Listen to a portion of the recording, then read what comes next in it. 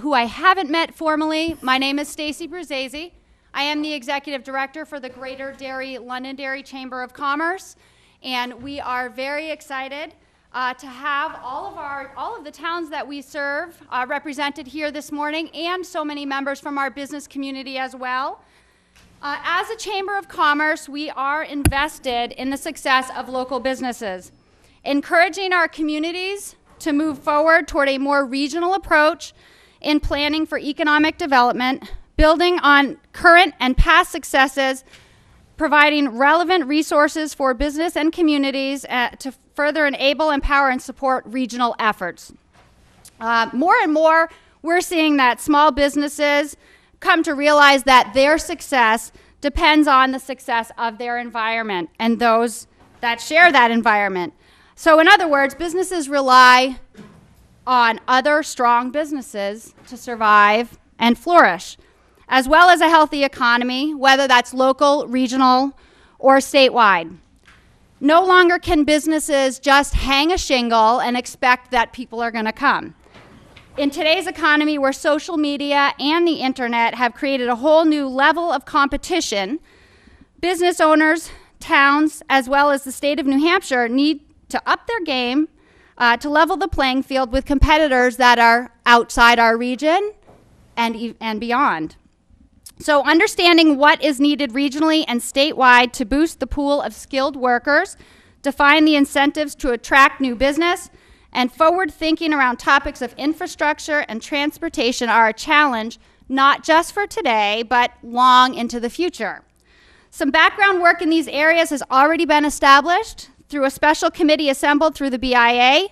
Here today we have Jim Roach, President of the Business and Industry Association, New Hampshire's Chamber of Commerce, to discuss ways in which collaborating on a regional scale can benefit the local economy.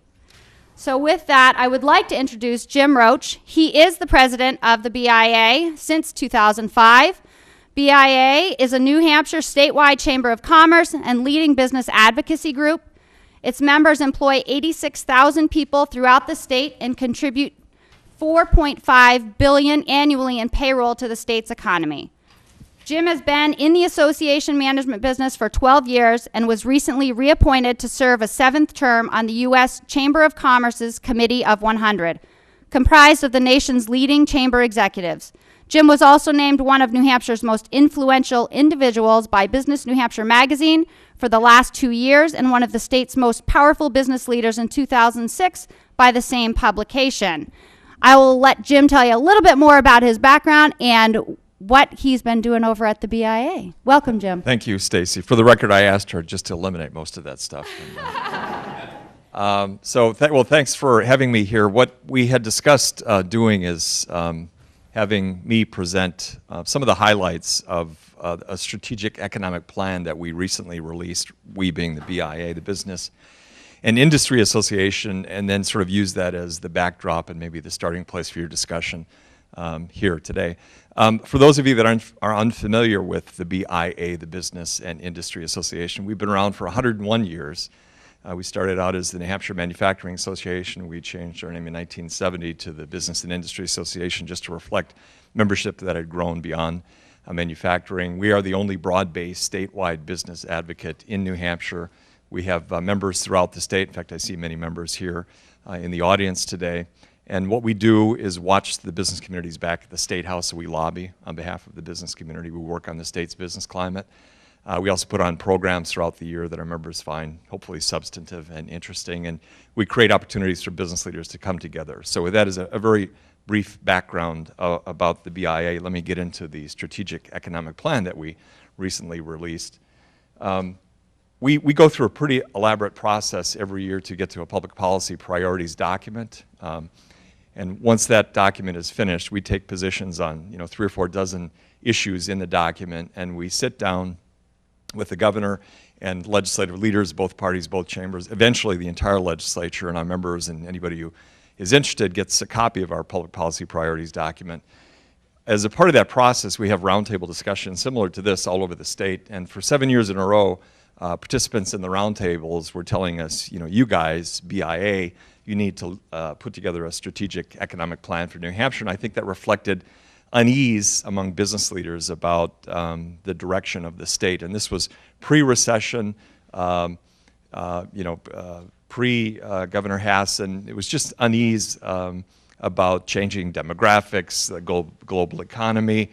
We have a lot of challenges in terms of our business environment. Our tax rate, the BPT can be high. We have high energy costs, high healthcare costs, et cetera. Who's sort of looking ahead and addressing these challenges and looking for opportunities? And so every year the board would receive this recommendation in the fourth and final step, my board, and they would say, well, it's a great idea. Somebody should lead it, but it ain't going to be us.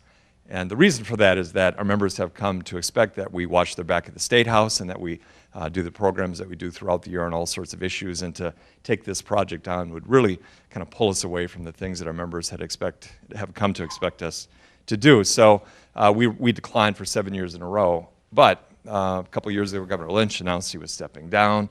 No other group had stepped up during that period of time. So the board kind of bit the bullet and said, we're going to do this. So we decided to move forward with that in the fall of 2012. And right away, the board formed an oversight committee. I have 34 members on my board. I think it's, frankly, the strongest board of directors in New Hampshire by virtue of the leaders on the board of directors and the size of the board. And half of them stepped up to serve on a board oversight committee to provide advice and counsel and guidance along the way. And I want to share their names with you very quickly. By the way, for those of you that are worried that I'm going to put you to sleep, I'll be done in about 10 minutes, so you can just...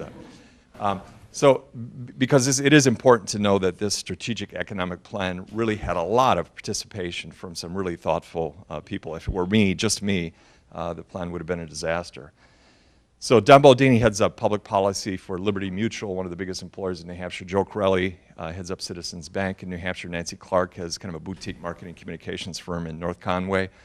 Brad Cook, former managing partner, still a partner at G&T Bass and Green. Mike Donahue has a consulting engineering firm in Concord. Linda Finaris has another communications firm in Manchester. Brian Granger heads up compliance for CNS Wholesale out of Keene. Lisa Girton runs Anthem.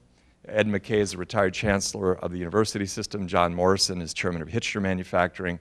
Joe Murray heads up public policy for Fidelity Investments. Teresa Rosenberger heads up the public affairs arm of Divine Millimet, Divine Strategies.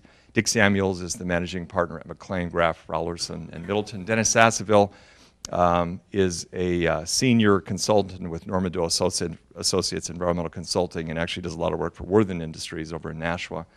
Tim Scullin heads up Sig Sauer, or CFO at Sig Sauer in Portsmouth. Tim Sink runs the Greater Concord Chamber. Tom Sullivan runs Sturm Ruger out of Newport. Steve Webb heads up TD Bank in New Hampshire, and Don Welch is president of Globe Manufacturing, the company that makes firefighting equipment and suits. So that was the group that met regularly throughout this entire process and really shaped the kind of the overall scope and a lot of the specifics in the strategic economic plan. Right away, we created a vision statement and sort of scoped out the project. And the vision statement is to ensure New Hampshire provides meaningful advantages for businesses through a vibrant, sustainable economy and the nation's best environment in which our residents can prosper. One note, when we originally put that together, it said meaningful advantages for residents in which our businesses can prosper. And we flipped that around, and the reason we did that is we're a business group, and we're not afraid to say we represent business interests, and if the business community is doing well, if the economy is doing well, our residents will prosper. So we created the request for qualifications, the RFP, actually hired 2 consulting teams to help us with this project, Center for Public Policy Studies, I think many of you know, kind of a nonprofit think tank in Concord headed by Steve Norton. The center provided economic benchmark information for us because, as I'll allude to in a second, we established a number of goals, and you can't really establish goals without knowing how you are doing today. So for example, if one of the long-term goals is to lower energy costs, well, how do we compare with our neighboring states and some of the states with which we compete today? What's reliability like? So the center provided a lot of economic benchmark information, and then beyond that, we can go back to that benchmark information, say in 3 or 5 years, to see if we've made progress. So Center did a lot of great work. In fact, they published a document, I think they called it their economic dashboard a couple of months ago, and that document was made up of information that they had put together for this project, for the strategic economic plan. And the other team that we hired was John Gilbert, who used to have company in Manchester, environmental engineering consulting firm that he sold to his employees about 5 years ago. He was just recently tapped to lead Silvertech, which is a kind of an up-and-coming website development company in Manchester. But he and a colleague, Cotton Cleveland, who I think is the original executive director of Leadership New Hampshire, for those of you that are familiar with that group, we hired them to facilitate a bunch of stakeholder group meetings, and I'll elaborate on that in a moment, and help us draft up the plan when we were all done with the meetings. The Board Oversight Committee right away talked about and settled on 9 kind of issue areas that they felt were key considerations for businesses operating throughout the state. I'm sure there are others. The list could be longer, maybe shorter, but these were the 9 that we settled on, and these became the focus of the strategic economic plan. The first, business growth, retention, and attraction, is sort of, I guess, a stand-in for economic development. You know, working with businesses to make sure they're growing and successful in our communities and adding jobs, hopefully, obviously keeping the lights on, et cetera, et cetera. And then to the extent that companies are kicking the tires and looking at expanding or relocating into New Hampshire or communities here, that's all part of the economic development term. We called it business growth, retention, and attraction. Education, labor, kind of workforce skills was another area of concentration. Energy, reliability, cost, et cetera. Fiscal and tax policy, again, we're statewide group, so how does the state raise money and how do they spend it? Healthcare, a huge issue for businesses of all sizes, the rising cost of healthcare and health insurance. Infrastructure, not just roads and bridges, but telecommunications and sewer and water infrastructure. Natural, cultural, historic resources. This, I guess, is our stand-in for quality of life. I think most business leaders would recognize, you know, it is important to have a nice quality of life to keep employees working for you, keep them in the area, attract new employees, et cetera, et cetera. The regulatory environment, both labor and environmental regs, and workforce housing, which is a problem we hear from our members throughout the state, the availability of affordable housing for working people. So we formed 9 stakeholder groups around these 9 issue areas, and the stakeholder groups are open to anybody, so you didn't have to be a member of the BIA. In fact, we represent business interests, but we actually had the AFL-CIO participating on the education, workforce, labor pool stakeholder group. So again, we cast the net as far and wide as we could. We had nearly 200 people participated in these stakeholder groups, and they each met 3 times for 2 hours each, so 27 meetings over the course of 3 months. And they had 2 charges. One was establish a goal in support of the vision statement, and secondly, come up with tactics or recommendations in support of the goal. And so now you can start to see how the work of the Center for Public Policy Studies in terms of economic benchmark information came into these discussions. And the other key, a key decision the Board Oversight Committee made early on was that the strategic economic plan would be for the benefit of New Hampshire. It was not going to be a kind of glorified BIA staff to-do list. So we spent our time during the legislative session working with the governor and legislative leaders, watching out for business interests. And so frankly, I thought this is going to be sort of a glorified public policy priorities list that we put together every year, you know, maybe with a few more bells and whistles. And they set me straight and said, no, we want to think more broadly and more deeply than just what we're going to work on at the State House every year. And so what that meant in practice was every time we came up with a recommendation, either literally or in the back of our minds, we said or were thinking, for the benefit of New Hampshire, we recommend we do this. For the benefit of New Hampshire, we recommend we do that. And that manifested itself recently in a couple of ways, which I will share with you in just a minute. And then the strategic economic plan underscored something we have known for a long time, and that is that as important as the tourism sector of the economy is, and healthcare services and business services, and every sector of the economy, what drives New Hampshire's economy largely is advanced manufacturing and technology. By virtually any economic measure, that's the sector that leads our state. Number of jobs, compensation of these jobs, exports, contribution to gross state product. I mean, that is the sector that I would argue all of us depend on directly or indirectly to pay our own bills and keep our own people employed, et cetera. So that was something that the strategic economic plan underscored, something we've known at the BI. In fact, we underwrote a study 3 years ago just to make that point. So that was important too. And then 3 themes emerged across all 9 different stakeholder groups, those 9 different issue areas. And the first is New Hampshire is an expensive place for business. It's wonderful that we don't have an income tax or sales tax. But that doesn't mean it's not an expensive place for business. We have a very high BPT, corporate income tax, at 8.5%. We have this kind of unique BET, which a lot of people think is sort of a backdoor income tax. Only businesses are paying it. It's 0.75% of payroll. We have very high energy costs. We have very high healthcare costs. We hear from our members that our regulatory climate in certain areas, labor and environment, certain examples, is tough and perhaps getting worse. So we have a lot of challenges in terms of the cost of doing business in New Hampshire. Another theme that emerged across the 9 different stakeholder group discussions is that the predictability and the consistency of business regulations is a challenge. So you may have somebody from the Department of Labor coming in and auditing your payroll process, and for 6 years everything's fine, and the 7th year somebody else comes in, everything's the same, but now you're getting fined for what you've done for a long time. So some of this is personality driven, but the general theme was that there seems to be an inconsistency in the regulatory environment in New Hampshire. And then finally, I think we're all aware that we have a challenge in terms of accessing science, technology, engineering, math, educated, workplace-ready young people to fill the positions that are being increasingly vacated by an aging workforce. I heard a statistic recently, 60% of our workforce is age 46 or older. So there are going to be a lot of people that are retiring in the next 10, 20 years. So, who's coming up behind them to fill those positions? Because, a couple of things are going to happen. If employers can't find the right people to fill those jobs, they'll either turn to technology or go somewhere where they can fill them. I would argue employers have never been more mobile, including manufacturing, than they are today.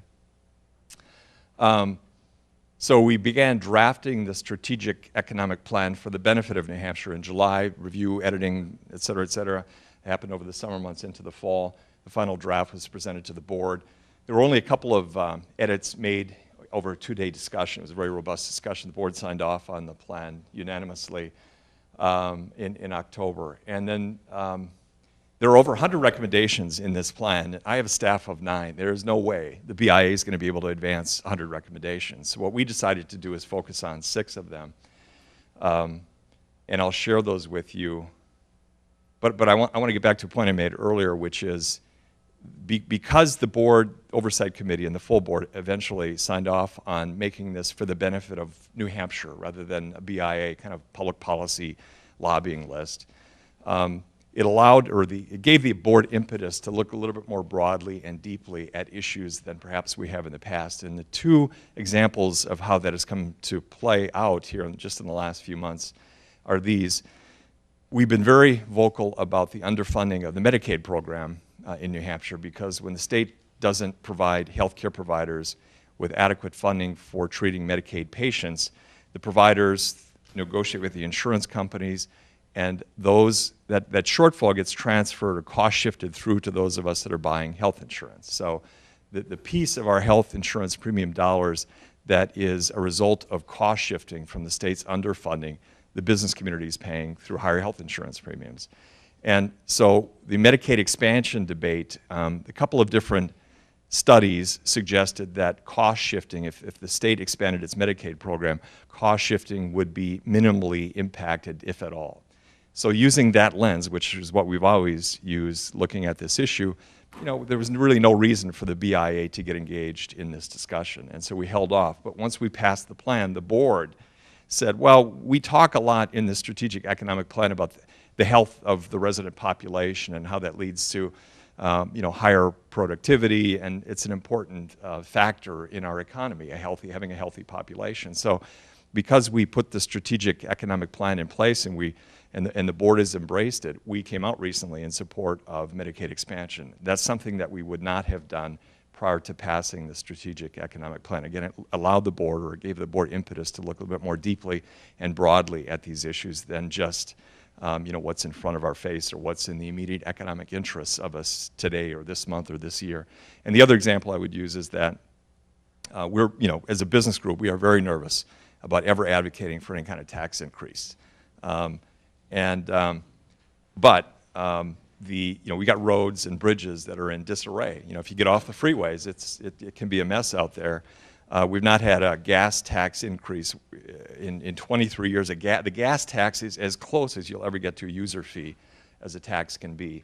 The more roads the more you drive, the more you're paying in that tax. It seems appropriate, and so the board again bit the bullet and came out recently in support of a gas tax increase, 4 cents a gallon. We didn't support indexing it to inflation as the bill in the Senate had originally done.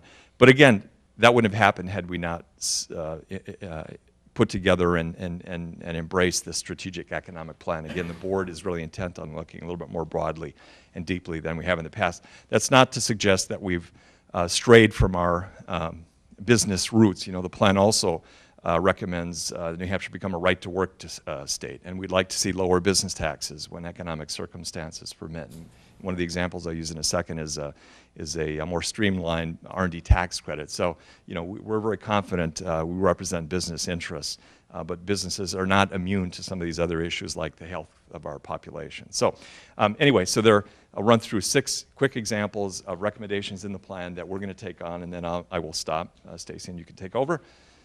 One is that we hear a lot about New Hampshire regulations in the labor area and environmental compliance area that are more aggressive than what our members are seeing in other states and what, in some cases, the EPA, Environmental Protection Agency, or the U.S. Department of Labor require. So we're going to survey the business community, not just our members. We're encouraging chambers and trade associations to be involved in the survey. We want to cast the net wide and get some feedback, because the examples we hear are kind of anecdotal one-off. We want to sort of capture the universe of these very aggressive or challenging regulations, and then go back with a follow-up survey and rank them from most pressing to least pressing, and then see if we can fix them, either through rulemaking or legislation. So that's one of the recommendations in the plan that we're going to pursue this year. Another one is we've heard from many of our members that some states on the regulatory side of the equation, environmental regulatory side, are outsourcing some of their regulatory functions to licensed third parties. And so we want to look at that. If there are people that are being regulated by our Department of Environmental Services, sometimes have to wait for the review to occur. Sometimes the permitting process can be long and cumbersome. Some of that has to relate to constrained resources at DES. So if there are some of these regs that we could, farm out to a third party and result in greater efficiency, a more streamlined process and lower costs, we want to look at that. So we're going to look at that in other states and see if these examples might apply here in New Hampshire. So we're going to do that this year. R&D tax, you heard me talk about the importance of advanced manufacturing and technology to the state's economy. We have a state R&D tax credit. We led the charge, the BIA led the charge 7 years ago to get it reestablished in New Hampshire. The legislature took it away in the 90s. It's very modest. It's very cumbersome to access. We're going to try and fix that and queue up legislation to make that more streamlined and easier to access for those incredibly important businesses in that sector here in New Hampshire for the 2015 session. So I've been here 10 years. I hear a lot of talk over the years about having a ton of SAUs. Do we really need so many school districts? It seems to be a lot of redundancy in having so many. That number has grown over the years. Are there efficiencies that could be gained by consolidating some of the school districts, even if they're just back office functions, payroll, busing, whatever? So we're going to take a look at the literature in place and make a determination as to whether or not there are any real savings to be had. And the other calculation is, is it realistic to think that we could consolidate some of the school districts in New Hampshire? It may turn out to be politically unfeasible, but we at least want to take a look at it. Because if there are efficiencies and those dollars can go back into educating our kids, we think that's a good thing. There's a piece of legislation in the legislature right now that would provide some protection from healthcare providers that are looking to collaborate more closely than they can today because of federal antitrust laws. I'm not a lawyer and I'm not in the healthcare area, but this piece of legislation would provide providers, for example, the hospitals in Manchester, if they decide they want to collaborate on something, they could be bumping up against federal antitrust issues. But this law, this would be a state law that would provide them some protection. So the idea is that if they could collaborate more closely, maybe they can eliminate some redundancies. Having multiple healthcare providers serving the same population with redundant services is a lot of money being spent that might not need to be spent. So we want to help out by getting this law passed and helping healthcare providers, collaborate more closely. And we think that may help bend the cost curve over time. Finally, Governor Hassan appointed a commission on innovation, transparency, and efficiency in state government. It's headed by Eric Herr, who is the former president, chief operating officer of Autodesk, which I'm told is the 4th largest software company in the United States. So big company. Guy's got a lot of great business experience. Governor Lynch tapped him to lead a similar effort looking at efficiency in the state's judicial system. And again, I'm not a lawyer, but lawyers tell me he did a great job. The system is more user-friendly, it's more streamlined. So Governor Hassan tapped him to use that experience and that expertise and look at all of state government. So, and I put John Morrison's name up there because John was my immediate past chair. John was the chairman of Hitcher Manufacturing, and John's on the commission. And we've made a commitment, the BIA and my board of directors have made a commitment to work very closely, as we can, with Eric and his commission to do what we can to help them achieve their goals. A more efficient, a leaner, a more productive state government benefits all of us. So that's the final recommendation that we've committed to taking on this year. So with that, Stacy, as a backdrop, I will turn it over to you. Thank you, Jim. So the point was, for this portion, to give everybody the background on what's been done statewide in terms of establishing goals. Before we launch into discussions, I did want to take a few minutes to go around the table up here so that everyone can say who they are, which company or town they're representing, and that way everyone knows who they're sitting with at the table, and the audience also knows who's up here and who they can ask questions of. So why don't we start over there with our superintendent of Windham Schools. Winter Fannenberg, superintendent of Windham. Oh, this one? Yeah. Laura Scott, Community Development Director for the town of Windham. I'm Robert Turney from Mapleworks, Southern New Hampshire. Hi, Beverly Donovan, Colliers International, Commercial Real Estate Broker. I'm Mark Hanover, Vice President of Sales and Marketing at Londonderry. Ryan O'Neill, Manchester Boston Regional Airport. Bonnie Roberts, I own Home Helpers, and I'm also the president of the Chamber of Commerce. Chris Occasion, CEO at Parkland Medical Center. Laura Nelson, Superintendent, Derry School District. Joyce Sears, Morning Director, Town of Derry. Larry Budrow, Acting Town Administrator, Town of Derry. Phil Sherry, Vice President of Customer Care for Liberty Utilities. Seth Regala, Financial Insurance Services, Home Office of Londonderry. I'm Glenn Nagel. I'm the Finance Administrator for Pinkerton Academy. Morning, Stu Arnett, and we Economic Development Analysis. Kevin Smith, Town Manager for Londonderry. Nate Greenberg, Superintendent of Schools, Londonderry. Morning, Mike Skelton with Public Service of New Hampshire. Carmen Lorenz, Director of the New Hampshire Division of Economic Development.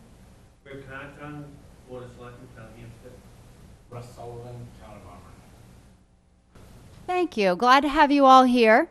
So the real point of this meeting is to have some open discussion and sort of launch off of the 9 areas that I believe everybody has the summary in front of them too to refresh your memory. Which 9 areas have recommendations? Yes, Jim. I think this group has the handout, but I have additional copies to show them. That would be fantastic. Thank you. And Stacy, just I know, I'm like leaning over. Thank you, Jim.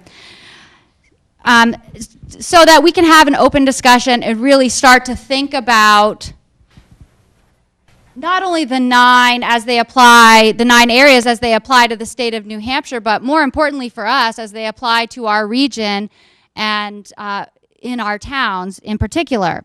So taking a look at those statewide goals, do you see emerging priorities within your community and across our region? And if in your community, are they similar to other towns by your experience? So we'll throw that question out, and someone at the table want to kick us off? Laura. I don't think I need the mic. I'm pretty loud, but if I need to be louder, just let me know. I think I've been working in Windham for 5 years, so I'm sort of a newcomer looking at the group, except for maybe Kevin. I think there's a lot, and part of this is the tax structure in New Hampshire, the political structure. There's not as much cooperation between the communities as I would like to see. A lot of it is we're pitted against each other to try and get what the newest business, the most development. We're all fighting for the limited funding that's available through grants or through the state. And I think there needs to be more of that regional cooperation, because if one community does well, we all do better. If one community does poorly, we all suffer. And what I would like to see is more of that regional cooperation, especially around infrastructure, because again, we can lower the cost if we all work together on the roads and the water and sewer and other infrastructure that way. And it seems to be a novel concept, mostly for the elected officials around the room who have to respond to the taxpayers.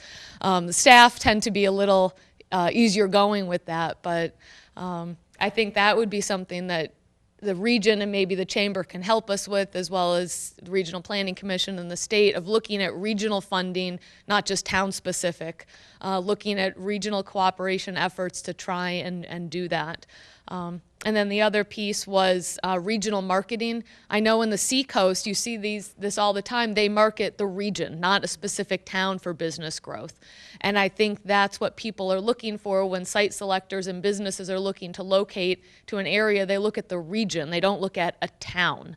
And so we would do a lot better marketing ourselves as a region, because again, it's economies of scale. We do one marketing buy, we do one marketing brochure, not 6 for every community. So again, most businesses don't think that every employee is going to live in one town. They look at the region. And so I think those are 2 things for regional cooperation that if we did that, we'd be stronger and maybe can address some of those goals in the BIA plan. Thank you. And even though I know Laura is loud enough for the group here, I'm told for recording purposes we need to use the microphone. So anyone else want to comment on that?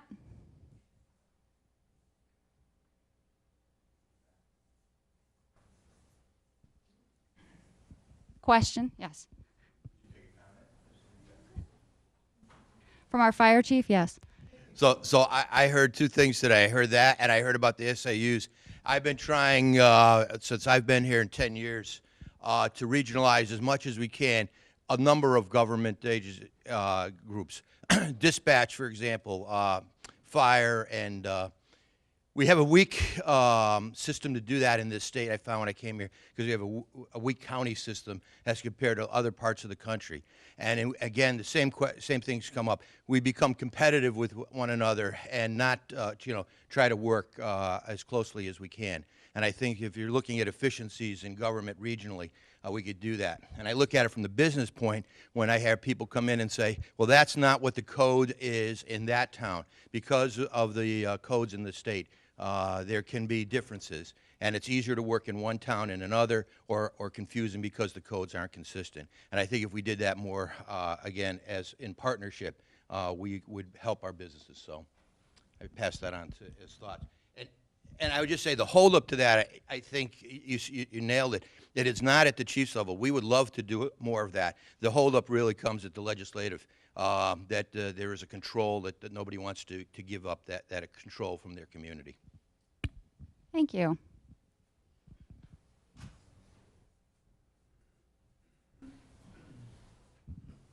Just to echo that, I can say this because I'm still new here, 9 months in the town, but I've lived in Nashville, Tennessee, and then most recently in Virginia. And just it was striking to me, living in Nashville, which has a regional form of government. I think I just read it's got the highest growth, the most significant growth of any city since the Great Depression. And it's just amazing if you go there, what's happening. You can tell by living there, how effective that is. And then in Virginia, which is a commonwealth, similar. We forced it through a capital region collaborative, but the counties still kind of vie against one another. But we were doing it informally there, and getting groups together like this to look at all of these aspects, very similar to this, in a collaborative way. How do the counties work together for more efficient government? But then now being in New Hampshire, you kind of see that even on a more of a micro level. The provincial, the nature of the towns and that sort of thing. So I would agree that, in order to, there's some synergy in collaboration and regionalism when you think about certain aspects of that. So there's clearly opportunity there to streamline some things. Just again, from observations of where I've lived in the last several years and seeing how it's worked.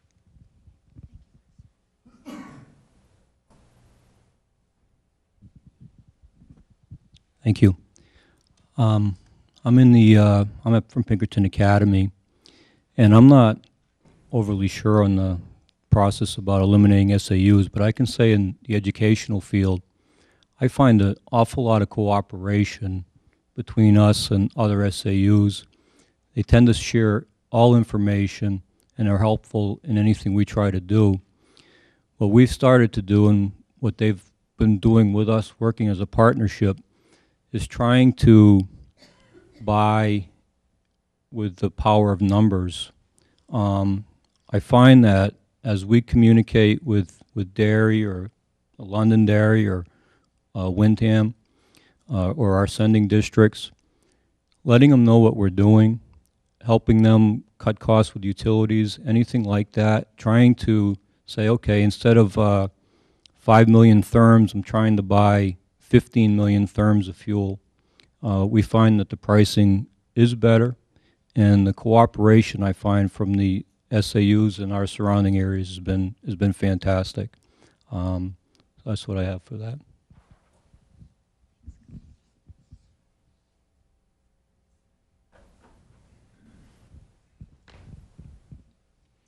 Thanks. I liked what you mentioned about how the Seacoast area has been trying to market themselves as a region, and I would just offer that our office has been helping them in that effort, and it hasn't been easy.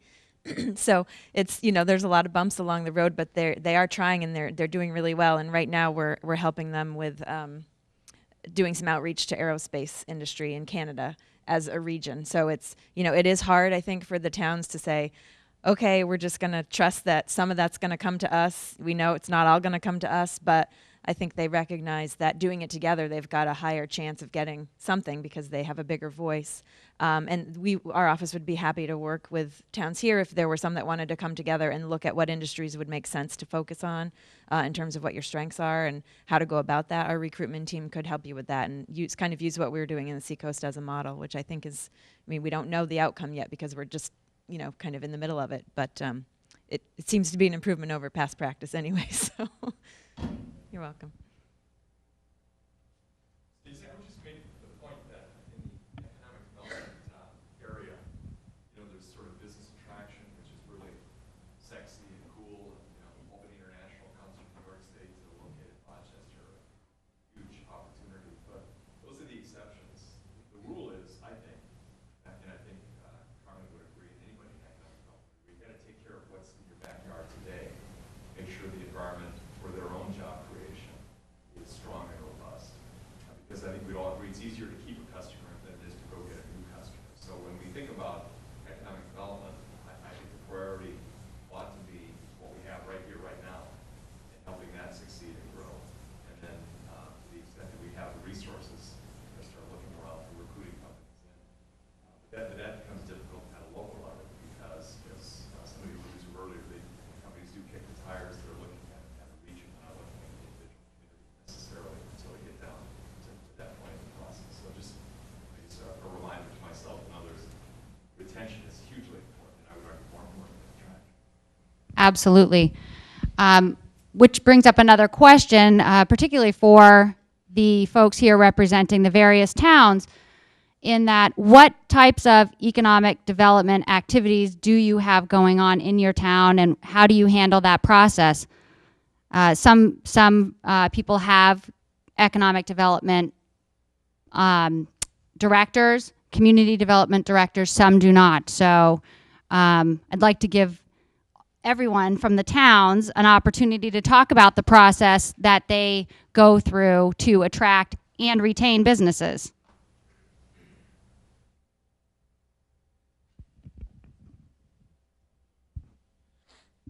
So we have two very large development projects going on in Londonderry right now.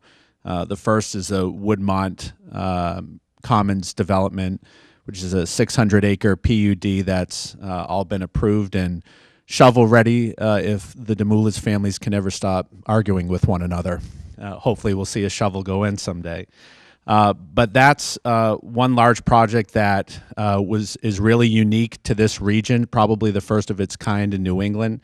And it was a 3-year process to get the entire master plan approved. And it sometimes maybe an arduous process, but in the end, I think both the community came out satisfied with what the final master plan was, and the developers were happy as well. The other area is the Pettingill Road area up by the airport, where there's about 1,000 acres of developable land just sitting there waiting to be developed, and we're already seeing activity percolating in that area. FedEx has been conditionally approved for a 300,000 square foot facility. Milton Cat has expressed interest there, and we're expecting to see some designs from them shortly. And we have a couple of other large users interested as well.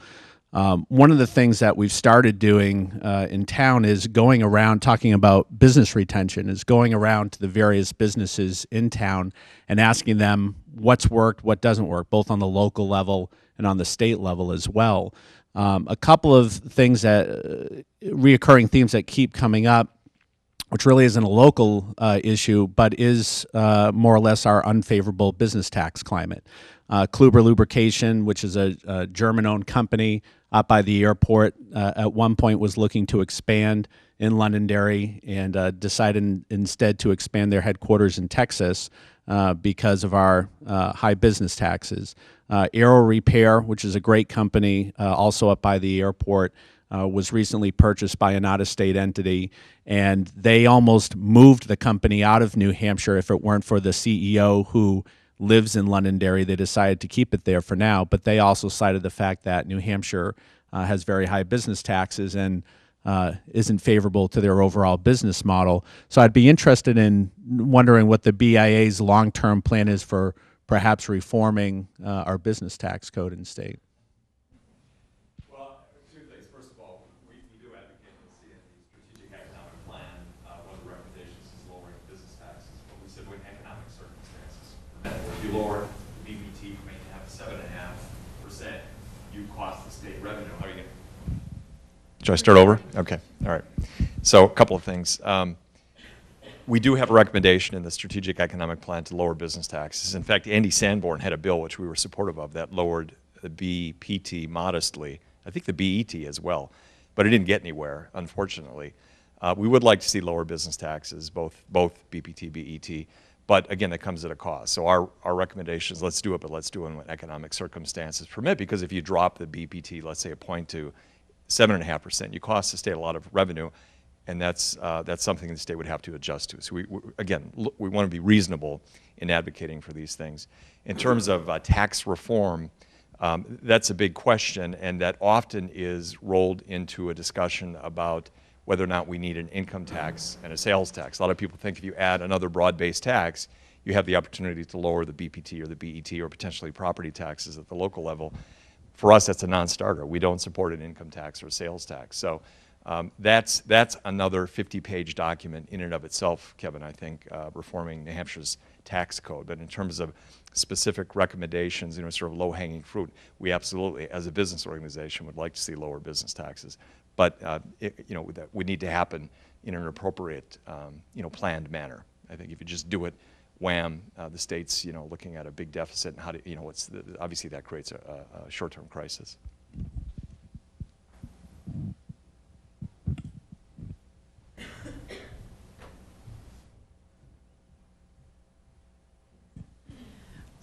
There's a lot of talk about regulatory control, statewide, regional control, but one of the things I think that happens a lot more than we're even thinking about here is the real local control. I don't think a lot of the elected officials really understand the context of some of the decisions that are made or not made.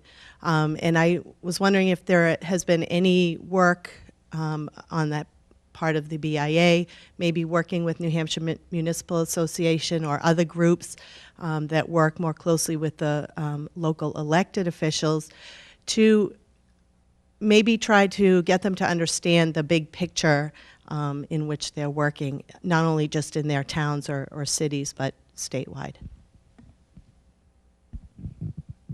You want to comment on that one too, Jim? Yeah, I will, but I really would, I don't think the purpose of this discussion is the BIA, so I'll just comment and then I think really want to make this a regional discussion. We do work with all kinds of groups, including the Municipal Association. Good example of that is several years ago there was legislation to begin fixing the state's pension system, which is one of the worst funded systems in the country. And so we were very aggressively working with the Municipal Association to reform, make some changes that we think will help improve the fiscal situation for that, for our state's pension fund. You may ask, why does the BI care about the state's public employee pension fund? Well, the reason is that it's a huge drag on the state's general fund, and the biggest contributor to the state's general fund are businesses through the BPT and the BET. So a direct connection to the business community. So we're very active on that. And there are opportunities for us to collaborate. Sometimes we're at odds. That's, you know, it's the way it goes. Sometimes you're aligned with folks, sometimes you're not. Thank you.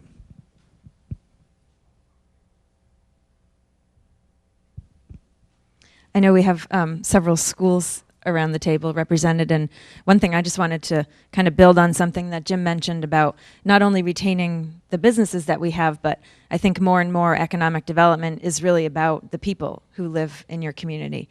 And so retaining young talent is important now, but it's only going to be more important as we go forward, because the kinds of businesses that are going to exist in the future are those that need very smart people who are good at math and science and technology. So I was curious to learn a little bit about what maybe some of the schools are doing on that front. We have some programs that are going to be offered in the fall focused on, well, Manufacturing Week is one, which is a great opportunity for schools to get involved, and sending field trips to high-tech companies in the area so kids can see what some of those job opportunities are that they might be looking at when they graduate. We're also doing a project to try and match up junior high level classes with employers in high tech, and the students can kind of use that employer as a project throughout their school year, interview the people that work there, make a video about it, stuff like that. So those are just a couple of examples of things, but I was curious to hear, you know, what some of the ELO coordinators or school to career people are doing at some of the schools here, because I do really feel like that's actually one of the more important issues in economic development now, and again, it's only going to be more critical as we go forward. I can speak for the Londonderry School District and probably most of the schools around. There has been a significant emphasis over the last several years on STEM education. We also have the regional technical centers. I think all the things that you mentioned are good, but I don't think they've gone far enough. And I'll give you an example. In New York City, there's a 6-year model for a high school, which involves IBM. And the kids graduate from that school with an associate's degree and a guaranteed job from IBM. So I think it's a matter of taking it one step closer, so one step further, in that if, in fact, we had a regional school located within the region, aside from the Career Technical Center, that had an absolute partnership with a major employer, whether it's automated manufacturing or high tech, in which the curriculum was designed specifically to lead to employment and an associate's degree, I think that would help to drive the labor force. What we're seeing is, because of the cost of higher education in New Hampshire, even if you do all the STEM stuff, the kids are not coming back to New Hampshire. They're going out of state to college, and they're not coming back. UNH is probably one of, if not the most expensive public university in the country. So kids are going out of state, and then they're staying out of state. So in a sense, we're not growing our own kids. We are growing our own kids, and our kids are leaving the state to go for education someplace else, and they're not returning. Hence, you have that situation, plus, as was mentioned before, and we've probably all seen the data, there is now a negative in migration into the state of New Hampshire. So you take the two, and you have a situation such as we have now. So I think that's an important. So a stronger partnership, an actual partnership with major business or industry that leads to a job for students, that provides an opportunity for youngsters to get an associate's degree and then go right into employment if, in fact, they've demonstrated they're capable of it, obviously. So I think it's a case of thinking outside of the box, if you will. The orientation programs are great to get kids interested in STEM, in the area STEM. However, if upon graduation The only opportunities they have to actually advance their education is to go out of state. History has shown, I think recently for us, the kids don't come back. So I think to generate that workforce, if you will, a greater emphasis has to be put on that with some kind of guarantee at the end that the kids are going to be able to go into a legitimate job.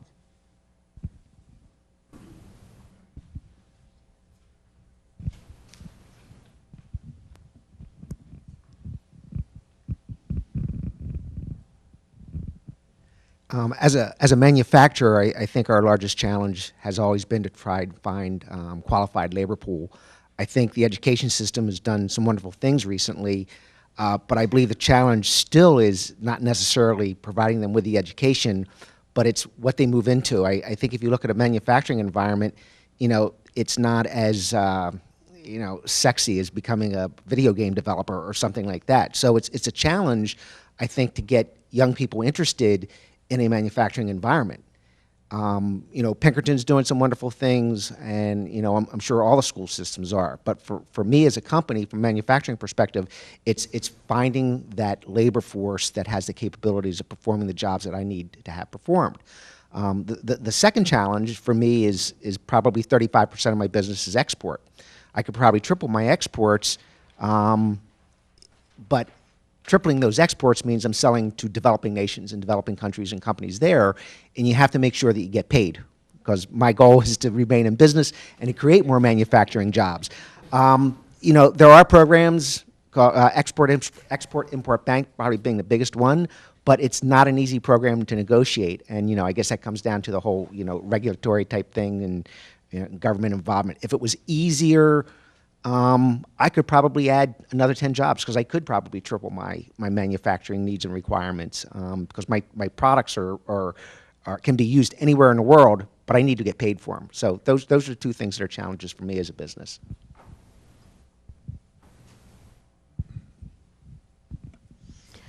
Just to piggyback on what Nate was saying, in elementary schools here in New Hampshire as well as middle schools, we're moving toward having the STEM education at lower levels. For example, in Derry, we have a Young Engineers Club, which is a program where students work after school with enrichment activities, and we're bringing that down to the early elementary levels. We have a partnership with a local business in doing that. So we're bringing these science and engineering activities to the lower levels and embedding that more in our regular classroom instruction. We also have a concern that in the next few years we're losing a large portion of our workforce as well. And with changing pension funds, we're really concerned that we will not be able to attract the educators that we need who can actually instruct children in science and math. It's important for education to be able to attract a workforce that's highly trained as well. So we have some entry-level issues in the future that we're looking at other ways to compensate these young people, to encourage them to come back to New Hampshire after college, not just to leave, take their parents' money and start a new career in another part of the country where they have opportunities that don't exist here in New Hampshire. So we're very concerned about attracting that young competitive workforce to be able to have those highly innovative, trained people in our classrooms in the future, because we are going to see a large outflux with teachers retiring in the next few years. Right now we're seeing, in the past we had an opportunity for educators to, through the retirement system, have some health care options, and that doesn't exist anymore. So those people aren't retiring because they don't have health care. So that health care piece does inhibit people from moving forward to perhaps a different post-career as an educator. So we're seeing some issues around that, as well as entry-level issues. It's not It's not crucial at this point. We can still attract the teachers that we need, except for we are seeing in our high school levels the issue around science and math teachers. That's beginning to surface again as a critical need. So I think we have to be very careful not to close the door for education as an entry career for these students, because we need those skills in classrooms as well. So, someone else? We've had a couple of successes over the last decade that merit attention, I think. 2 TIF districts, one built out completely and the other moving along well on North Rockingham Road where the new Walmart Supercenter is. Both required infrastructure improvements that the town had to partially foot the bill for. We're also now increasing our infrastructure, water and sewer improvements down the 28 bypass. And so it's become apparent to the town that basic infrastructure improvement is necessary just as a base. That's all the knowledge I have to share, but I'd rather take this opportunity to tell you that I have an urgent need for advice, because on Tuesday, as the acting town administrator, I shall attempt to persuade the town council to add a new position to the town, that of community or economic development coordinator. As I have been in this position only briefly, you may know that I fell into it. I've determined that it's absolutely essential that communities focus on business development. Otherwise, it's not happening. You don't really have appropriate staff to participate in a regional approach. If you want to keep doing it all by yourself, you don't have staff there. So my name is Larry Budrow. I'm on the website. If you can help me with my speech on Tuesday, call me before then. Thank you.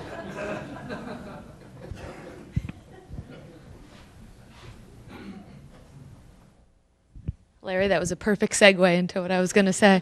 Going back to Stacy's original question about what communities are doing, Windham about 6 or 7 years ago decided to stop being reactionary to business development and started trying to be proactive. A group of citizens started getting together and talking about wanting to have an economic development director, wanting to focus on businesses.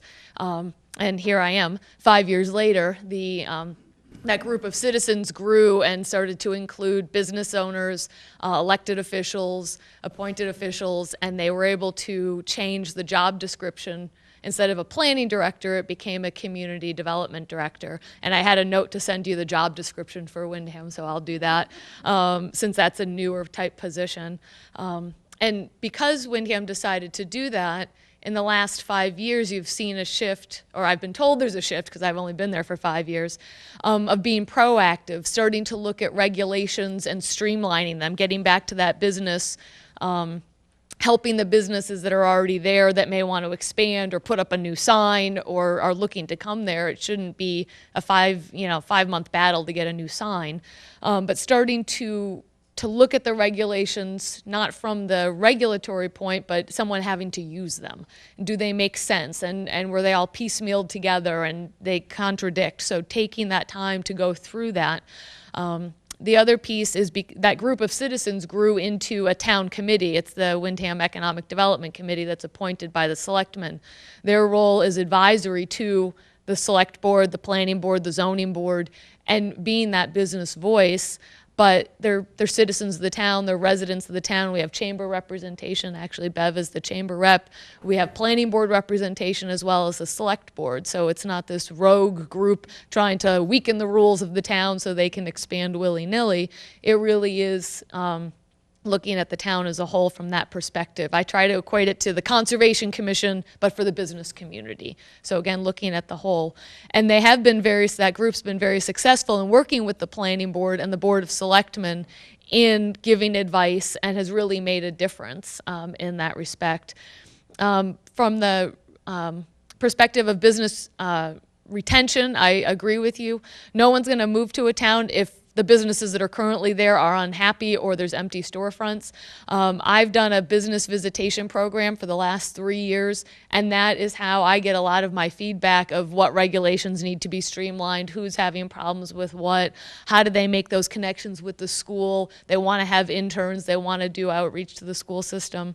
So we've been doing that. That's been very successful. The businesses self-select, so I don't just show up and say, hey, I'm from the government, I'm here to listen to you.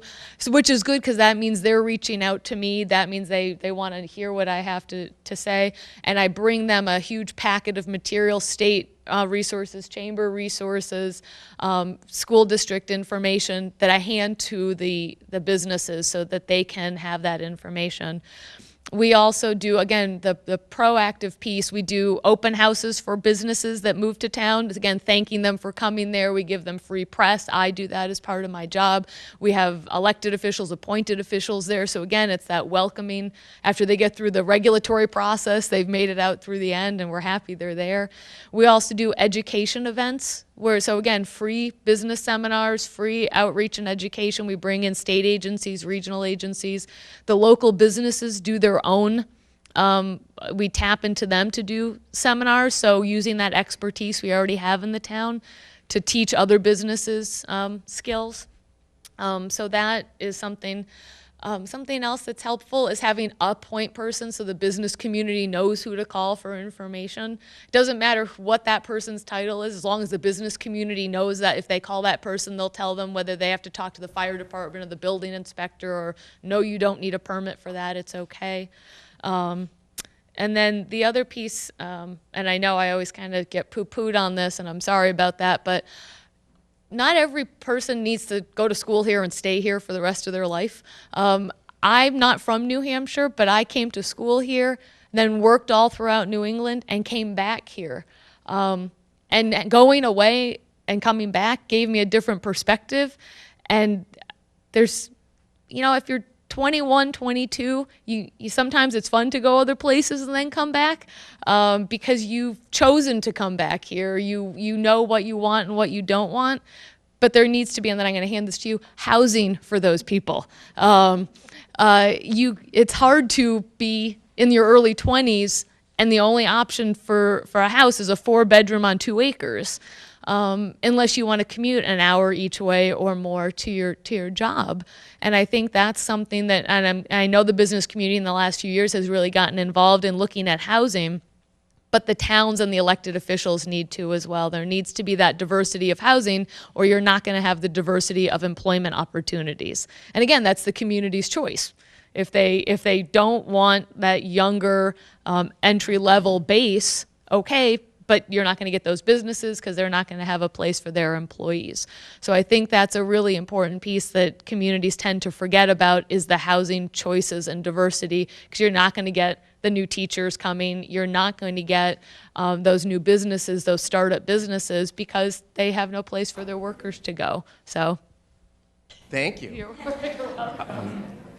Just to talk a little bit about the younger generation, and I mean, we've seen it in our own office. And we only have 15 employees at NeighborWorks, and we develop affordable housing, but we also provide education and financing opportunities for first-time homebuyers. But it seems my perspective is the younger generation wants the quality of life first, and they worry about how they're going to put food on the table or a roof over their head second. So it's interesting to see. In talking to my counterpart up in the North Country, in some of the business startups that he's seen in Littleton, which is sort of like this, it's like the Colorado of the 90s, where the younger generation is moving in and starting up businesses and then deciding, oh, how am I going to feed my family, or maybe it is time to get married. So I think losing folks and then getting them back is sometimes a good thing as well. And having the opportunities, like in a downtown like Littleton, where folks can come in and set up shop is fantastic.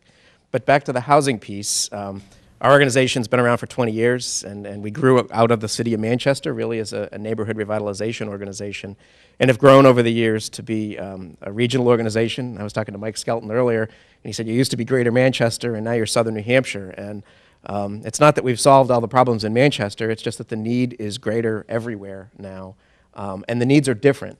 So the housing needs in Manchester or Nashua are different than the housing needs in, say, Londonderry and Amherst. And so we have grown, we've developed a strategy to help meet the needs of very specific communities. So we don't just build housing and expect people to come. We work with the community to figure out what the real needs are and then see if there's a role that we can play, be it on the community organizing side, be it on the education side for the consumer, or as a real estate developer. And so very happy to say after working in the town of Londonderry for quite a long time to identify what those needs and opportunities are, we'll hopefully be breaking ground this summer on 78 new rental units in the town of Londonderry. And so when you start to look at the demographic, the income disparities, and really what the opportunities are, there's a lot of great employment opportunities in Londonderry, but boy, if you're a younger person that needs to rent an apartment, there really isn't much opportunity when you're in the 90+% ownership category compared to a Manchester, which has a 50% home ownership rate. So our strategy is to work in a town like Londonderry to help the economic development folks, the planning folks, the school folks understand that there is a need right here in this community for folks to be able to live and work and have an apartment. But our role in Manchester is not about developing new housing stock because, frankly, there's plenty of housing stock. It's the quality of the housing stock and the affordability of the housing stock that becomes the challenge. And so we work towards revitalizing parts of neighborhoods, and that might actually mean reducing some of the housing stock and doing some density reduction to improve the quality of life in those neighborhoods and attract more people to want to own a home in some of the neighborhoods that weren't historically owner-occupied. So we work in all of those sectors and all of those different environments to really help the community figure out what they need and how they're going to get there. So thank you. Keep it down here, maybe. Not just because it's Windham. Just to echo my colleagues' comments on public education. First of all, I'm very pleased to hear that education is one of those key areas that the business community is zeroing in. I think it's probably the best thing we have in terms of educating our kids and creating new customers as well as new workers. We have tried in Windham, as I know other districts, to work and collaborate with businesses. Whenever we get approached, we'll set up something with the high school at the lower levels to share ideas and find out extended learning opportunities as well as internships. So anybody who's interested, we have a outreach person at the high school as well, just part-time. But still, we can get a lot of good work done. What I would like to advocate or probably stress, and it may not be one of those tangible pieces, but I think what we need as public educators, we need advocates. We need you to affirm our mission and to support what we're doing. Because the people that are directly touched by public education are probably only 30% of our population, those people that have kids in school. The rest of the 70% though, or the 100%, the 70 other percent are financing the schools. So we are asking them year after year to help support the kids that we have in school, your future labor force. And it is oftentimes an uphill battle, obviously, to come up and ask for budgets to be approved. And I don't know how your business is run, but if you have 2 or 3 or 4 years of rejections of a proposed budget, that typically, as you know, they aren't grandiose budgets. They never increase hugely. We are trying to be very conservative, but it stalls the process. It stalls the progress. It takes away from a whole generation of kids that next opportunity they have. And you know, as business owners, you need to always expand and be innovative. We are asked to be innovative. We need your support, and we need ways to have a dialogue, talk with everybody who may not have kids in school, but who is, I think, critically interested in New Hampshire having that vibrant, that intelligent, that high-achieving workforce that's currently in our schools. So I would invite you to help us out when it comes to infrastructure. You know, Windham is in the unfortunate position that we are not one of the shrinking districts that the rest of the country, the rest of the state is. So I think it's Bedford and Windham that are still expanding. We get more students into our schools, and that requires infrastructure. That requires more classrooms, and that's always a hard sell. It's always difficult to ask for buildings or renovations, but we need to keep our infrastructure up just like the whole state, and you need to do that. So whatever opportunity you have to speak positively about public education, I think that's harder than criticize it, We have our warts, there's no doubt about it, but I think there's a lot of dedicated people to try to identify that and offer the kids the best that we can possibly have. So it's less tangible, but just as important. Thanks.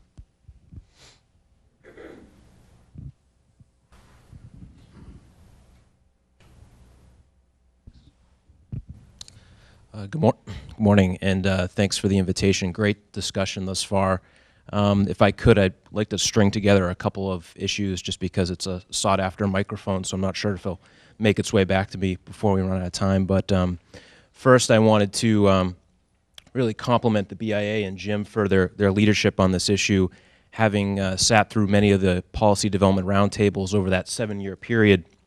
I can say that the issue really did come up time and time again, and it was clearly such a large undertaking. And so I think the BIA did a great service in really finally biting the bullet and moving forward on this. And it allows all the different stakeholder groups like this to have a central document to work off of. So I think it's a great starting point and something we need to hold on to. And so often studies like this end up going on the shelf and not being acted on. So I think we need to grab onto this one and all find our different areas and really move forward. And then on the issue of attracting and retaining our young talent and workforce development, I wanted to mention on that issue that outside of my role at PSNH, I'm involved with an organization called Stay Work Play New Hampshire, which I hope many of you have heard of, and if you haven't, I hope you look it up after today's meeting. But Laura, you made an excellent point that on this issue, it's really not about trying to capture every young person and preventing them from leaving. I mean, that's never going to happen. That's an unattainable goal.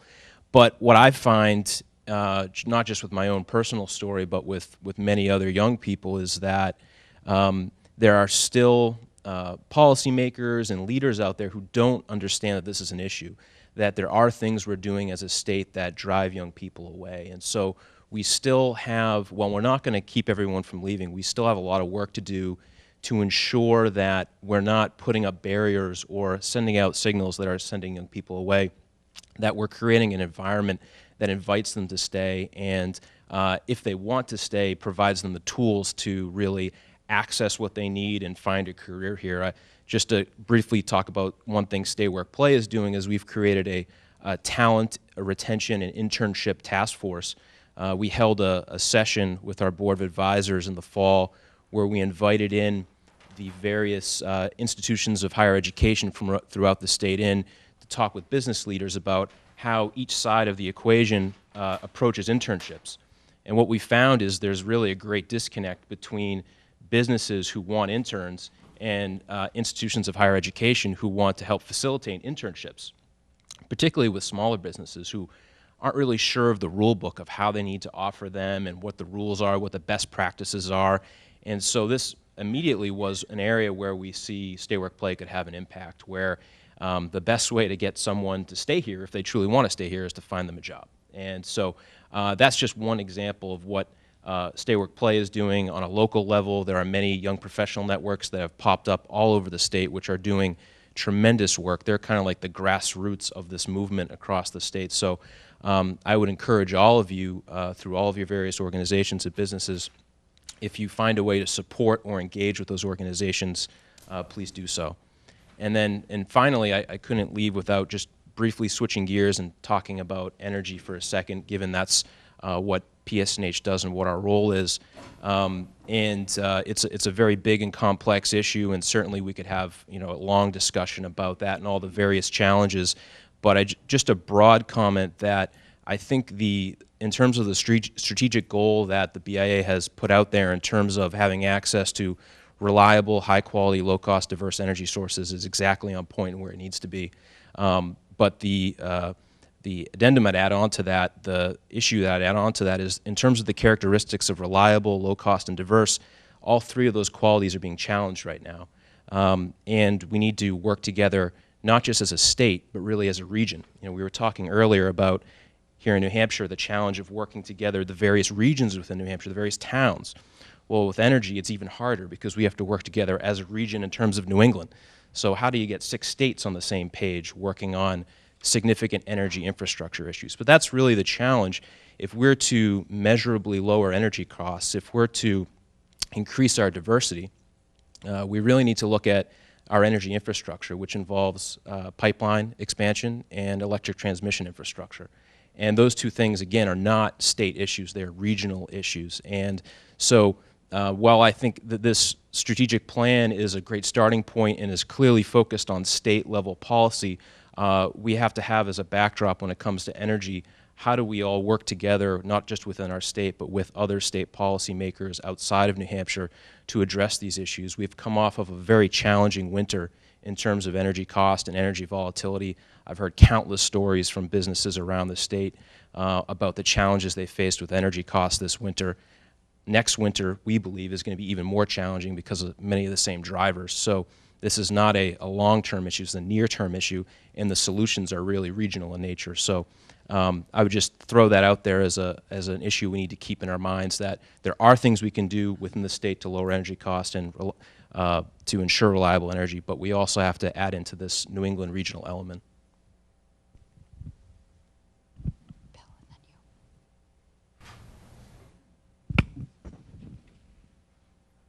Thank you, Stacy. Kind of picking up on Michael's comments on energy and focusing it more on the natural gas arena. Customers are screaming for more natural gas. Natural gas and I'll bring the discussion from the regional level down to the local level, and how all the discussions we're just having are playing out at the individual customer level. Natural gas today, even with this high winter, provides a 40 to 50% price advantage for customers over oil or propane. But then we get into the issue of how do you get it there. Now, if a customer is within reach of a gas main or the pipes that are in the ground, it's reasonably achievable. And as a company, we've been doing work just within the last year to make that even more affordable for customers, and we'll continue to work on that. But when you think about expanding natural gas service for customers, it's really about infrastructure and regulation too. So the cost of expanding that infrastructure and the cost of regulation are reflected in your energy costs. So there's no free lunch. Everything comes around, so that when we think about the cost to make, the time it takes, say, to make changes in approving a project, or the time to get something done, it could take 18 to 24 months or 24 to 36 months. A customer won't wait. A customer will move on to do other things. And I'll just close with this example. The chief mentioned the difference in local communities and towns. Now, to put pipe in the ground, we rip things up. It makes a mess. It disturbs roads. It does other things. The simple difference in road restoration costs, community by community, can mean the difference in tens of thousands of dollars to an individual customer in terms of getting that service into their house. So as we think about if for the regional benefit, we want to get more natural gas into the area, forgetting for a second that we're at the end of the pipeline, so that's a different discussion about bringing in capacity. What can we do at the local level so that we can address some of those infrastructure and other costs that are associated with bringing that fuel of choice into the individual customer?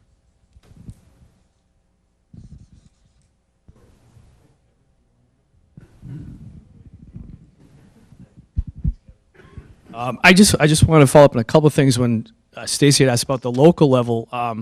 One of the things that we see in Derry, and as Larry had indicated, we have done a couple of TIF districts, but I think that I've been here a long time, and one of the things that we took a long time, and it's finally beginning to show that some of the success would be the local permitting process. I think that, as Laurel said, there was a time when you didn't know who to speak to or who to go to, and people were running around different places, and I think that we had to finally put in a process where you had a coordinated effort to bring all the appropriate people in the room. So in our case, we had a streamlining process to get the permitting process and approvals better, in the sense of not having months and years of delays. So when we incorporated that, we bring in, as Chief Clarber knows, we bring in a fire official, a police department official, code enforcement, public works, and planning, and we sit, and they're in the room downstairs as we speak on Friday mornings, and we work with a developer or an applicant to get you through the permitting process and get you to the town board. So from the technical side, you try to work out those issues, so by the time it gets to a board, most of the time you can get your approval in a more expedited manner than it used to be. But I think one of the things I want to say, what Jim had said, Jim Roche, is that we get the exceptions of a Walmart, those are things that we didn't go out and get Walmart. They were already here and they built their superstore. But I think on a personal local level, most of our businesses are small businesses. I think that's really the thing with New Hampshire. It's that when you get a smaller company and they create 4, 5, 6 jobs, that's really the backbone of what we see mostly here. And those are the people that are most intimidated by the process. So when they walk in the town hall, they literally are nervous about, well, what do I do and what kind of permits do I do? And they're really, it's almost a fear, and you have to kind of hold their hands and walk them through that process. And I think that's where I think one of our strengths is as a state, is to say, you know, we'll help the small business person. And the other thing is, excuse me, they also look at it like, you know, who do they go for state permits? And this isn't a criticism, but I think that most of us in the state's getting better, particularly the New Hampshire DOT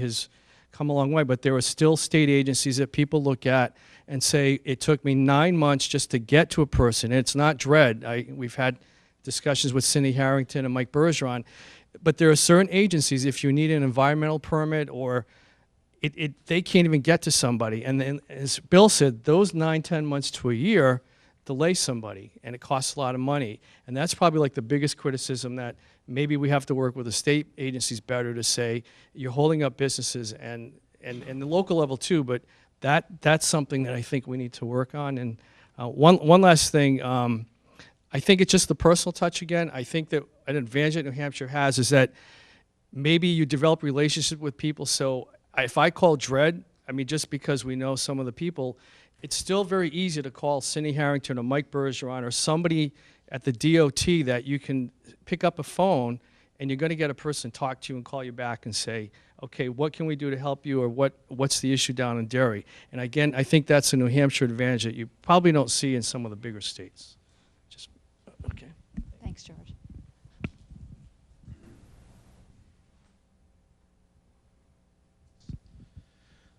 First, Larry, in addition to Laura sending you the job description, you might want to have her send her application as well.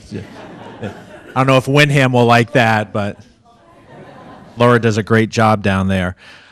Just picking up on what George and Laura were saying, and also, Bev, to your comment about what can the local officials do on the local level to make it more attractive for developers and builders to come to town. That's something that we've started doing over the course of the last year, is saying what would make Londonderry more competitive with the other towns in the region. One of the things that we've done is we've indefinitely suspended our impact fee program, and that kind of grew out of some hot water Londonderry got in for that program. But now that that's mostly all passed, we figured the best way not to get in that hot water again was just not to have them at all. And so one of the things we've done is move towards using more developer agreements, offsite improvements, than having an impact fee program. We've looked at our third-party review process. For years, we've only had one third-party reviewer. It's always been that way in Londonderry. Just recently, we've added a second one so that the process is more competitive, so that developers can choose among third-party reviewers, and so that it will reduce the fees that they pay as well, which it's already doing that. And then we're also having, right now, we're going through a zoning and regulatory audit, looking at all of our current zoning in town and the regulations to say what works and what doesn't work. And we know there are things right off the bat that we know that aren't working. For instance, Londonderry, I think, is probably the only community in New Hampshire that doesn't utilize underground drainage techniques. And so the alternative is developers have to build these big detention ponds, takes up a lot of land, costs a lot of money. And so we're looking at reforming that to do what the rest of the state of New Hampshire is doing. And so I think the more that all of the communities do these kinds of things, it's going to make us all more competitive as a region. And so perhaps developers will look at southern New Hampshire again rather than our counterparts in northern Massachusetts, and really bring back that New Hampshire advantage that we enjoyed for so long.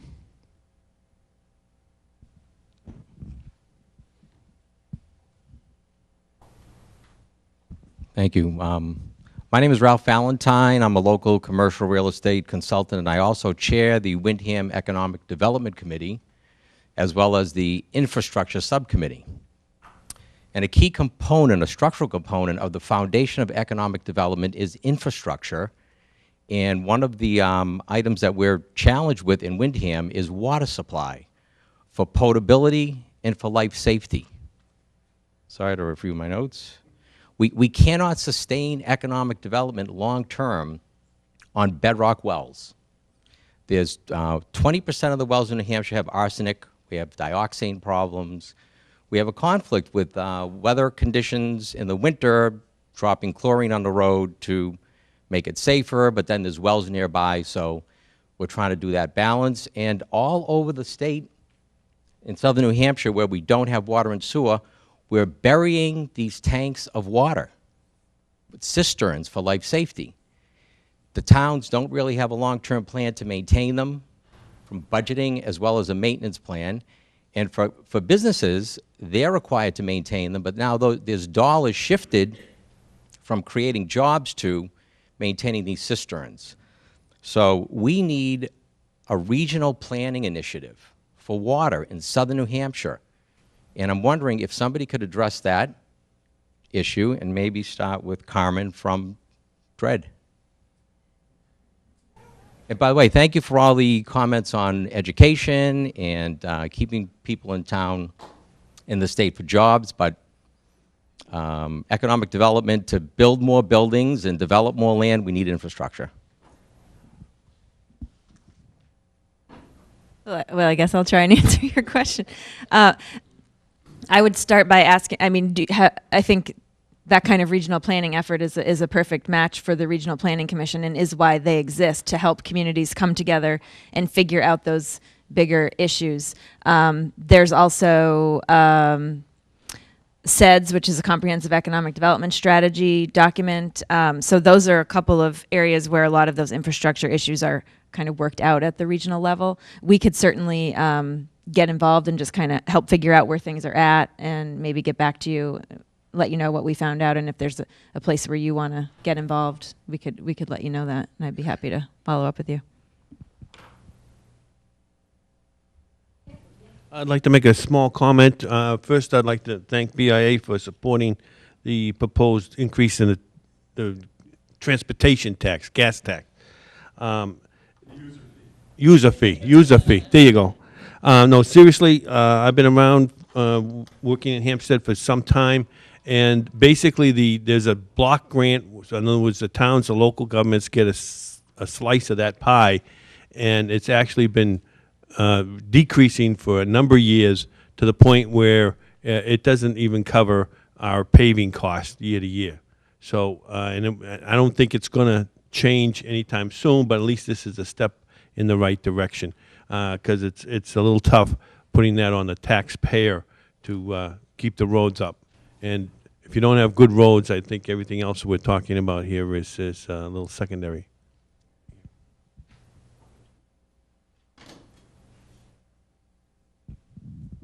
Anyone else want to comment on infrastructure or attracting business? I'm not sure if it directly affects that, but I agree and really embrace all the comments I've heard about attracting young people and keeping young people. I am an out-of-stater that moved into the state and never left, following many years in the Navy, traveling all around the world.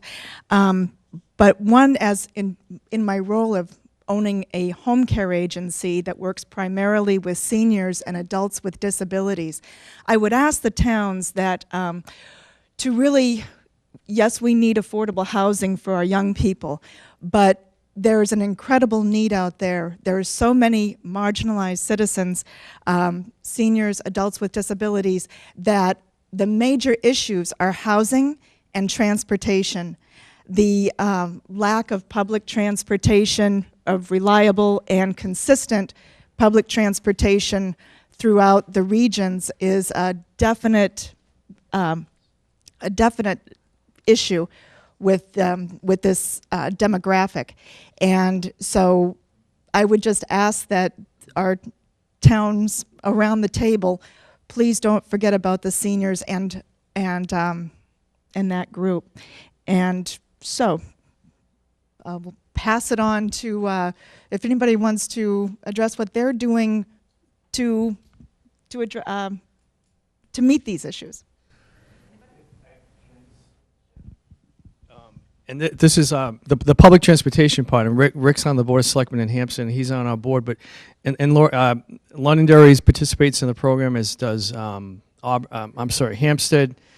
But we have a public transportation. It's part of the DOT program. It's called CART, C-A-R-T. It's a public transit agency. It's a van system that is trying to expand, but like anything, with all the funding cuts at the state level, with Human Services, but it's a regional transportation van service that primarily is for lower income and elderly seniors. And we're trying very hard to get people to the supermarket, medical appointments, Parkland Hospital for visits. And it's funded partially by the towns every year at the budget process, and it's also funded by some of the state agencies that deal with health and human services. But again, with budget cuts, they've had to back off. But it still is there, and it gets to some of the clients that you just mentioned, that we're trying to reach out to help those people with disabilities and seniors to get to the appointments and grocery shopping and things of that nature. So there is a public transit agencies out there, but it's just not having the ability to go to the next level and expand to a larger population. But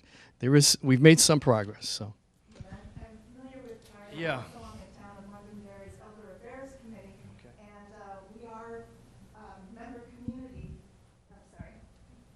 As a member of the Town of Londonderry Elder Affairs Committee, Londonderry does participate in CART, and while we applaud their efforts, it's still not enough.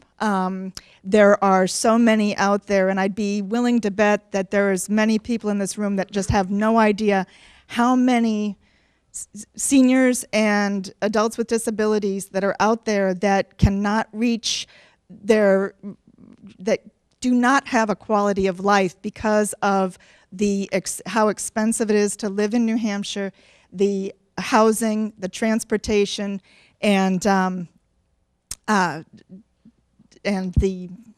another one that I forgot. But at any rate, it's just a trifecta of very, very difficult to live for those folks, and the underfunding of Medicaid, that there's so many people that because of the cuts in Medicaid, the cuts in the state's department there, that they're just, it's hard for them to receive the benefits that they need.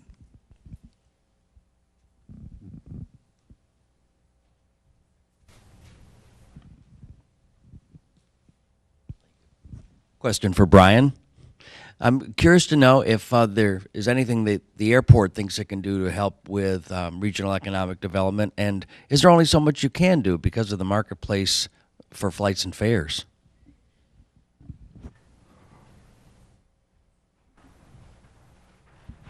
Well, that's a great question. And, we've worked hard with Carmen and her group. I have to give Jim Roach a lot of credit and the area chambers of commerce a lot of credit. We feel air service development is the same as economic development. And we've worked closely with Jim Smith and some of the Londonderry projects, the Pettingill Road project. One of the challenges is that as an airport operator, we've got very little control over which airlines serve the airport, which flights they offer, destinations they serve, aircraft they use, frequency, and the airfare that they charge. I wish we had more control over that, but unfortunately, as an airport operator, we have to have the infrastructure and the facilities that are safe and efficient and allow these industry companies to come in and operate. So, one of the things I was thinking about when everyone was talking is that on several occasions, we've reached out to, state government or to the BIA or to the chambers or directly to the business community, working with some of the hospitals. We've reached out to them and we've asked them to come and do something for us, to help us to tell our story, to help us to build awareness about an opportunity for air service development that may be successful. And let's face it, the airlines today, they're not interested in serving your community. They're interested in making money. And with the price of fuel and the consolidation of airlines and the influence that Logan is having on a small regional airport like Manchester, there's some significant challenges. But I'll tell you, and Jim Smith, Kevin Smith is a great example. He gets it. You know, when we ask him to do something, when we ask him to come support the airport, and it doesn't involve actually going through the elected official process, when it doesn't have to go through a vote, when it doesn't have to actually go into town government, but he has the ability to come to our support, come to our aid, he's there in a heartbeat. Jim Roach, you call him up and you say, listen, we need something from New Hampshire's business community. And very nimble, very fast, we get what we need, whether it's letters to CEOs or whether it's letters to the federal government talking about a regulation.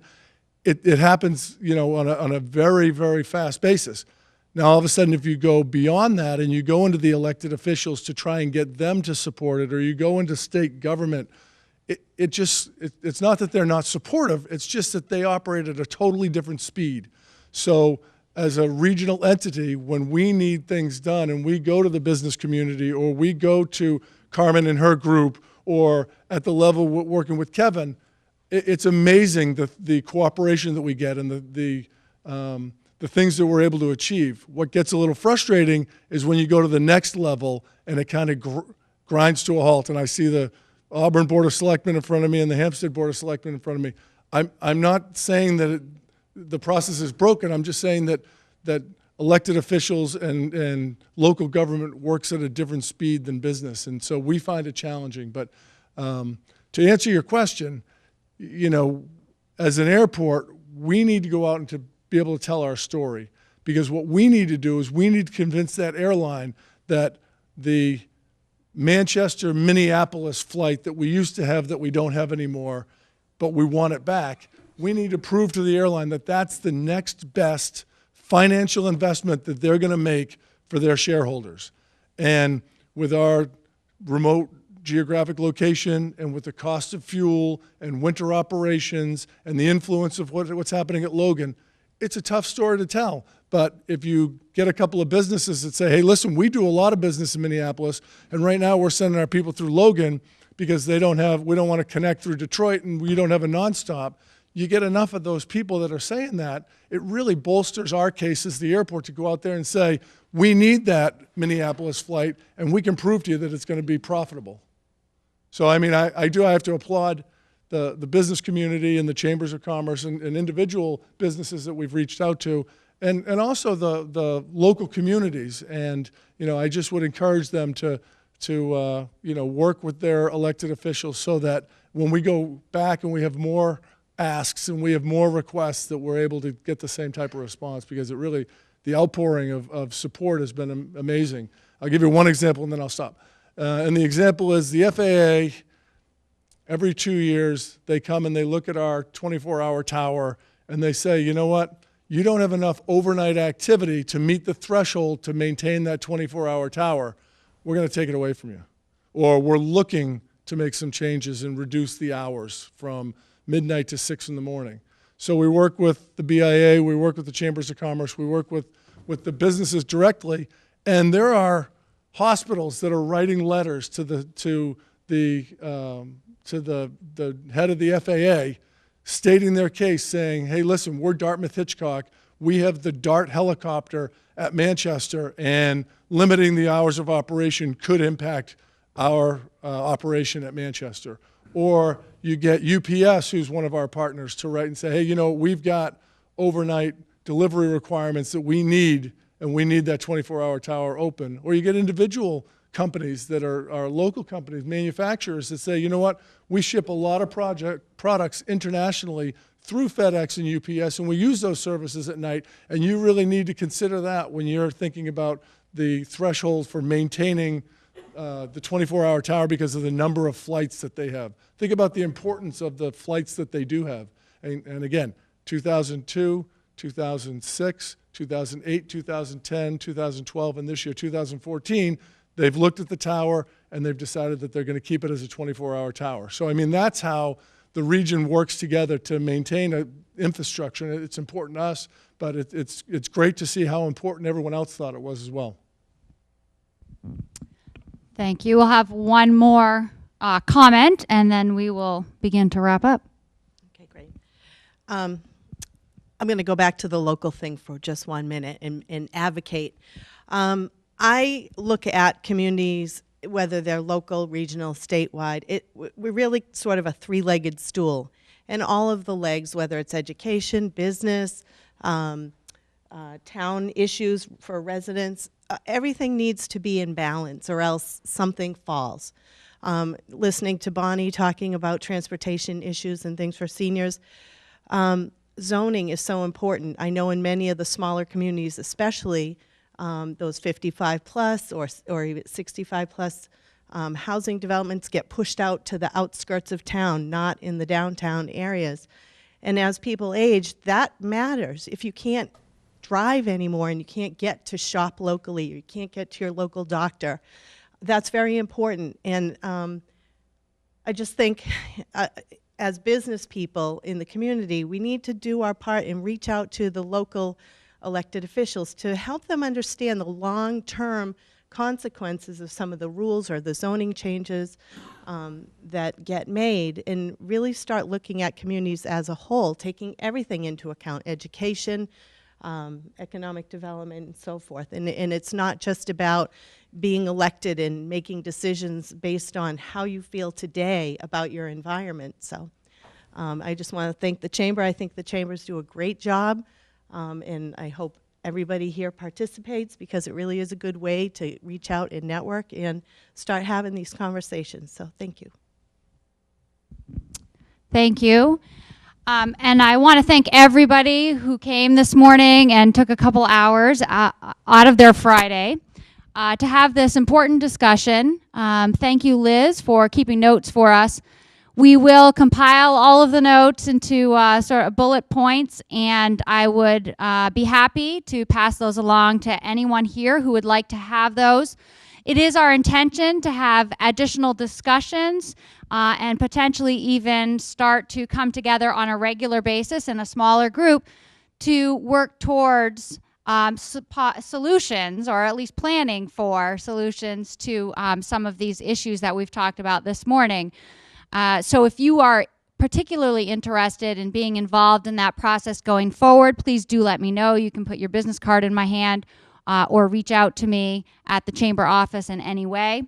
And before we close, I wanted to give a big thank you to Collier's, our sponsor for breakfast this morning. We really appreciate the support. That is obviously how we are able to keep having events like these. So thank you very much for that.